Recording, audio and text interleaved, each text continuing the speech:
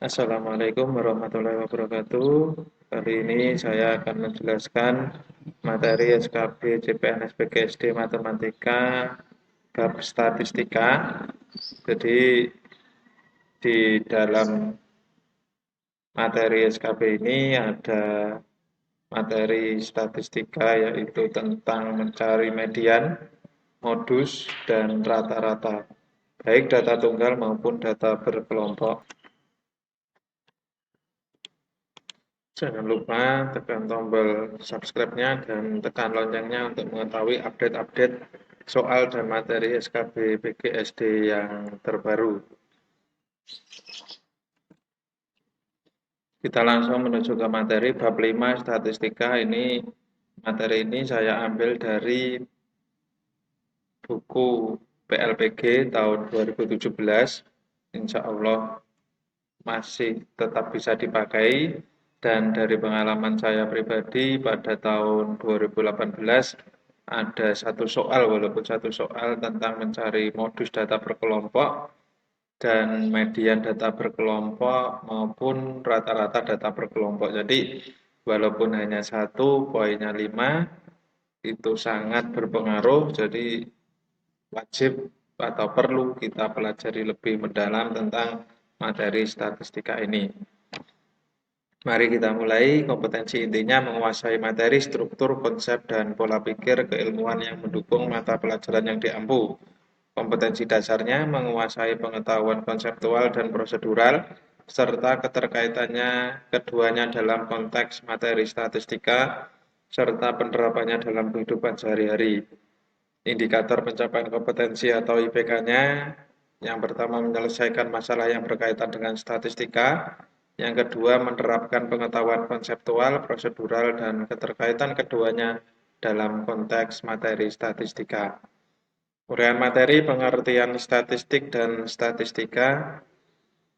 Statistik dan statistika sangat diperlukan pada setiap lapangan pekerjaan, baik pemerintahan, pertanian, perdagangan, dan terkhusus pada bidang pendidikan karena dari kesemuanya itu tidak terlepas dengan masalah atau persoalan yang dinyatakan dengan angka-angka. Oleh karena itu, menyajikan angka-angka tersebut dalam sebuah daftar atau tabel disebut sebagai statistik. Sedangkan untuk menarik suatu kesimpulan informasi yang menjelaskan masalah untuk menarik suatu kesimpulan yang benar, tentu melalui beberapa proses, meliputi proses pengumpulan informasi, pengolahan informasi, dan proses penarikan kesimpulan. Hal tersebut memerlukan pengetahuan tersendiri yang disebut statistika. Yang kedua, data statistik. Data adalah sejumlah informasi yang dapat memberikan gambaran tentang suatu keadaan atau masalah, baik yang berupa angka-angka maupun yang berbentuk kategori, seperti baik, buruk, tinggi, rendah, dan sebagainya. Pengertian lain tentang data adalah hasil pencatatan peneliti, baik yang berupa fakta maupun angka-angka. Jadi, data tersebut adalah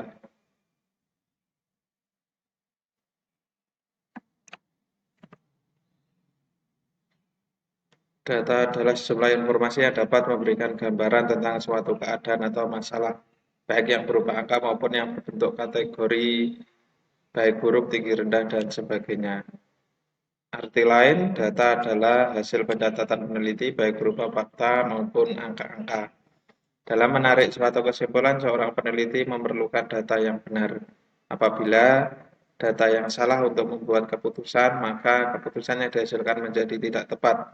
Agar tidak terjadi kesalahan, maka data yang baik harus memenuhi syarat yaitu objektif, relevan, sesuai zaman, representatif, dan dapat dipercaya. Distribusi frekuensi tentunya jika belajar tentang statistika kita tidak asing dengan distribusi frekuensi.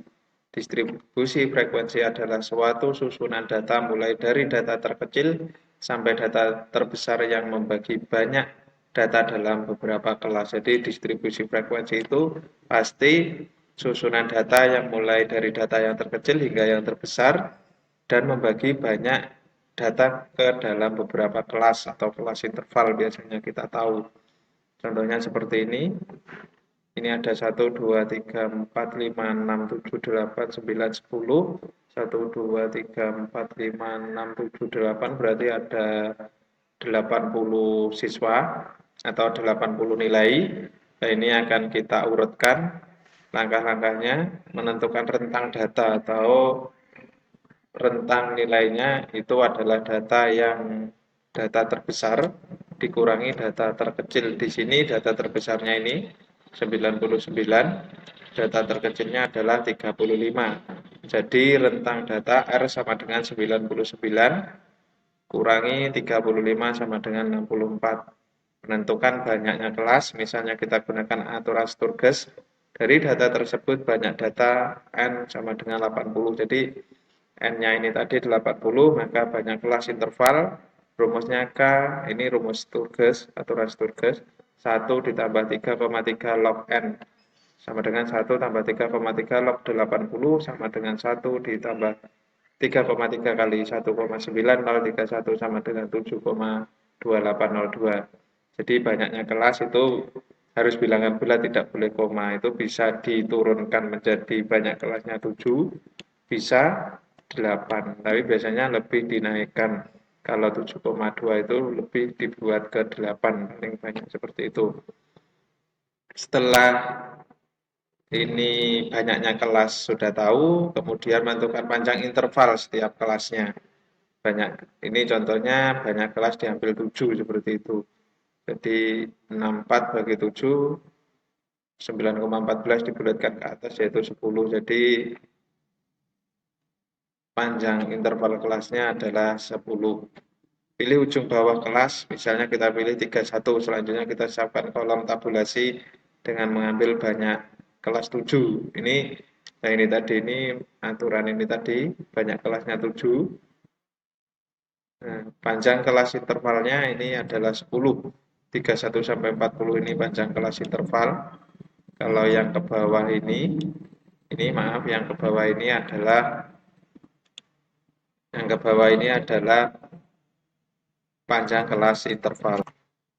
Ini dihitung dengan turus, 31 sampai 40 ada 3 frekuensi ini dalam bentuk angka, kalau ini dalam bentuk turus, nanti bisa dicari sendiri. Seperti itu, ini hanya sebagai gambaran saja. Yang kedua, penyajian data dalam bentuk grafik atau diagram. Diagram batang ini kita sudah tidak asing dalam diagram batang. Contohnya seperti ini, tabel absensi siswa kelas 5 SD Juli 2015, sakitnya 4, izinnya 8 tanpa keterangan 3, jumlah 15. Jadi ini sakitnya ini warna biru, izinnya warna merah tua ini tanpa keterangan putih. Jadi pada bulan Juli ada 4 di sini, izinnya ada 8 dan tanpa keterangannya 3. Seperti itu, ini membuat diagram batang. Kalau bentuk diagram garisnya juga seperti itu, tinggal titik-titiknya ini. Ini pada bulan Juli berarti sakitnya ada 4. Jadi sakit yang ini 4 di bawah, mulainya itu dari jumlah yang pertama itu, tapi nanti ditarik garis hanya seperti itu. Nah ini diagram lingkaran. Diagram lingkaran itu bisa menggunakan persen berarti 100, bisa menggunakan derajat berarti 360. Kalau 360 itu terlalu banyak, mungkin lebih enaknya dibuat ke persen. Jadi caranya 4 per 38 Juli itu kan 4. Nah, keseluruhannya ini berapa? Jadi keseluruhan jumlah totalnya ini itu dibagi itu dikali 100%, jawabannya ini ketemunya seperti ini. Nah ini baru kalau yang tadi membuat itu saya kira sudah banyak yang paham. Sekarang ke rumusan ukuran pemusatan data atau rata-rata data tunggal. Rumusnya di sini rata-rata sama dengan jumlah dari setiap X dibagi N. Jadi contohnya seperti ini, hasil ujian matematika dari 10 siswa SD, 89, 90, 87, 54, 53, 80, 76, 71, 75, dan 55, maka rata-ratanya adalah, ini semua rata-ratanya dijumlahkan, dibagi banyak datanya 10. Jadi 730 bagi 10 berarti ketemu rata-rata 73. Ini juga tidak terlalu sulit, ini sudah biasa. Untuk data yang telah disusun dalam daftar distribusi frekuensi rata-rata dihitung dengan, nah ini, daftar distribusi frekuensi data tunggal. Nah ini caranya bisa juga dengan seperti ini banyaknya 5. Nah FI XI, jadi ini 5 kali FI XI ini berarti frekuensi dikali nilainya ada berapa, jadi ada 20. Ini menggunakan tabel. Maksudnya bagaimana? Yang mendapat nilai 4 ada 5 orang, yang mendapat nilai 5 ada 8 orang. Jadi keseluruhannya nanti ditambahkan atau dikalikan. Jadi ketemu ini, setelah ketemu perkaliannya ini dijumlahkan 388, kemudian dibagi frekuensinya ada 60 orang. Jadi bukan ini saja 60 dibagi ini, jadi nanti tidak ketemu, jadi harus dikalikan ini. Jadi 388 dibagi 60 ini kalau menggunakan daftar distribusi frekuensi atau datanya itu data berkelompok, bukan data tunggal.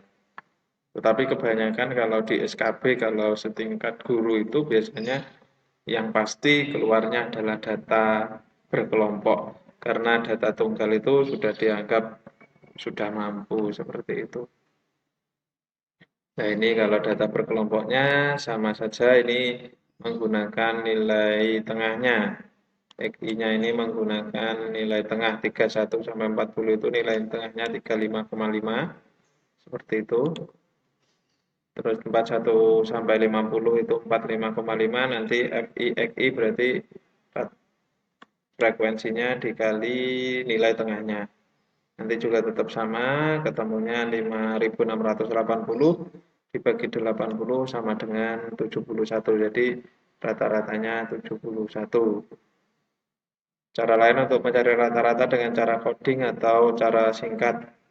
Ini menggunakan cara perkiraan, kira-kira berapa dicari itu. Jadi nanti hasilnya ini semakin kecil, menghitungnya tidak terlalu banyak. Menggunakan rata-rata sementara ini. Kalau ini kan enggak, kalau ini menggunakan rata-rata sementara ini, tetapi kalau rata-rata sementara ini rumusnya terlalu jelimet, mungkin nanti kalian malah sulit untuk paham, jadi saya sarankan menggunakan yang daftar distribusi frekuensi ini, kalau data per kelompok ini juga tidak terlalu rumit, tapi kalau ini sebenarnya angkanya tidak terlalu banyak, tetapi memakai rumus perkiraan sementara itu. Jadi dianggap nanti ada min, ada positifnya, nanti ketemunya ini kan 0. Kalau ini nanti tambahkan banyak positifnya atau negatifnya, seperti itu. Jadi nanti ini dirata-ratakan ini, rata-rata sementaranya sudah ketemu, nanti ada rumusnya seperti itu. Modus data tunggal. Modus adalah nilai data yang paling sering muncul atau nilai data yang frekuensinya paling besar. Di modus adalah nilai data yang paling sering muncul. Contohnya ini, tetapi dengan syarat ini juga lebih mudahnya diurutkan seperti ini. Ini 4-nya ada 2, 5-nya ada 4, 6-nya ada 5, 7-nya ada 5, 8-nya ada 1, 2, 3, 4, 5, 6, 7, 9-nya ada 4. Berarti nilai yang paling sering muncul atau frekuensinya paling besar adalah 8 ini. Jadi modus dari data di atas adalah 8. Nah ini modus data berkelompok ini pengalaman pribadi saya, modus data berkelompok ini keluar di SKB saya tahun 2018. Rumusnya MO atau modus B kemarin sudah saya jelaskan juga di materi pembahasan tryout SKB Matematika. Modus data berkelompok sudah saya jelaskan di sana. Ini sebagai penguat saja. B itu apa? Rumusnya MO sama dengan B ditambah P, B1 per B1 tambah B2, di mana B-nya itu adalah batas bawah kelas modus. P-nya panjang kelas modus, B1 frekuensi kelas modus dikurangi frekuensi kelas interval terdekat sebelumnya. Jadi frekuensi kelas modus dikurangi frekuensi kelas sebelumnya. Kalau B2, frekuensi kelas modus dikurangi frekuensi kelas berikutnya atau sesudahnya. Contohnya ini kalau dilihat berarti modusnya ada di ini, 24 ini. Nah, modusnya di sini kan paling sering muncul, jadi ya, bedanya 70,5 dari mana? Dari batas bawah. Nilai ujian 71,5 kemarin, kalau namanya batas bawah itu adalah nilai atau kelas intervalnya ini dikurangi 0,5, jadi ketemu 70,5. Jadi 70,5 dari situ. Panjang P-nya, panjang kelas modusnya ada 10. 71 sampai 80, berarti bukan artinya 80 dikurangi 71 nanti ketemu 9, tapi 71-nya dihitung sampai dengan 80 ketemu panjang kelas modusnya 10. B1-nya adalah frekuensi kelas modus 24 dikurangi frekuensi sebelum kelas modus, berarti 16 ini. Jadi 24 kurangi 16, 8 untuk B1. B2-nya adalah frekuensi kelas modus dikurangi frekuensi setelah kelas modus, yaitu 17 ini. Jadi 24 dikurangi 17 sama dengan 7. Langsung dimasukkan ke rumus. Modus sama dengan 70,5 ditambah 10. 8 per 8 tambah 7 sama dengan 70,5 ditambah 5,33 sama dengan 75,8. Jadi modus data ini tadi adalah 75,8. Sekarang lanjut ke median. Median adalah nilai tengah dari kumpulan data yang telah diurutkan dari data yang terkecil sampai data terbesar atau sebaliknya. Jadi nilai tengah jika data tersebut sudah diurutkan dari yang terkecil atau sebaliknya. Ini banyak caranya juga. Kalau data tunggal seperti ini diurutkan, bisa menggunakan coret-coret, bisa menghitung kalau datanya nanti genap berarti dibagi 2, kalau datanya ganjil sudah tentu mediannya adalah yang paling tengah-tengah tersebut. Nah, ini datanya 1, 2, 3, 4, 5, 6, 7, 8, 9, 10 berarti datanya genap. Berarti kalau ini coret ini menggunakan coret, ini coret. Selanjutnya ini coret ini, coret. Ini dengan ini dengan ini. Nah, tengah-tengahnya 4 dan 5 ini. Jadi mediannya karena ini datanya genap. Jadi 4 tambah 5 dibagi 2 atau setengah dikali 4 tambah 5. 9 bagi 2, 4,5. Jadi mediannya ketemu 4,5. Nah, kalau median data berkelompok, ME sama dengan B ditambah P, buka kurung setengah N dikurangi F per F kecil, di mana B-nya adalah batas bawah kelas median. Ini sama seperti modus tadi, panjang kelas mediannya P sama N adalah banyaknya data, F jumlah semua frekuensi sebelum kelas median, sedangkan F kecil frekuensi kelas median. Untuk lebih jelasnya, ini ada contoh. Jumlah N-nya adalah 80. Panjang kelas intervalnya 10 juga. Batas bawahnya kita cari dulu. 80 berarti setengahnya dari 80 adalah 40. Kalau dihitung kumulatif 3 tambah 5 8, tambah 10 18, tambah 16 34. Jadi 8, 18, tambah 16 34, tambah 24 berarti 34 tambah 24 58. Jadi kalau 40 tadi berarti ada di ini, di frekuensi atau data kelima. Ini berarti kelas mediannya ada di sini. Karena ada di 40, data ke 40. Kelima, sehingga bedanya tadi 70,5 berasal dari 71 ini dikurangi 0,5. Panjang kelas intervalnya 10, N-nya 80, F-nya berarti jumlah semua frekuensi sebelum kelas median yaitu 3 tambah 5, 8 tambah 10, 18 tambah 16, 34 untuk F-nya, F besarnya. Sedangkan F kecilnya adalah frekuensi kelas mediannya yaitu 24. Langsung terumus, median sama dengan 70,5 ditambah 10, buka kurung 40 dikurangi 34 per 24 tutup kurung sama dengan 73. Jadi median dari data ini adalah 73. Cukup sekian penjelasan tentang statistika dari saya. Jika ada salah atau kurang lebihnya saya mohon maaf. Jika ada lebihnya itu semata-mata karena Allah Subhanahu wa taala. Tetap belajar. Kalau kemarin saya melihat jadwal itu awal September ada beberapa kabupaten kota di Jawa Timur yang melaksanakan tes SKB lebih dulu. Jadi waktunya kurang sekitar berapa ya? Kurang sekitar setengah bulan lagi hari ini tanggal 15.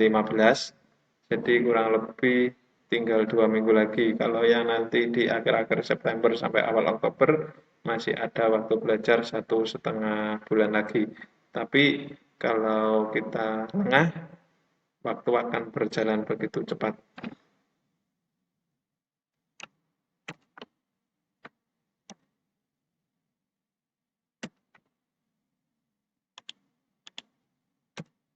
Cukup sekian dari saya, ada kurang lebihnya saya mohon maaf. Terima kasih sebelumnya sudah melihat video ini dan jangan lupa tetap dukung channel kami yaitu untuk subscribe dan tekan loncengnya. Nanti jika ada informasi terbaru mungkin insya Allah akan ada tryout yang kedua di semoga saja bisa terlaksana. Nanti saya kabarkan di channel ini. Saya mohon maaf, ada kurang lebih saya mohon maaf. Saya akhiri cukup sekian. Wassalamualaikum warahmatullahi wabarakatuh.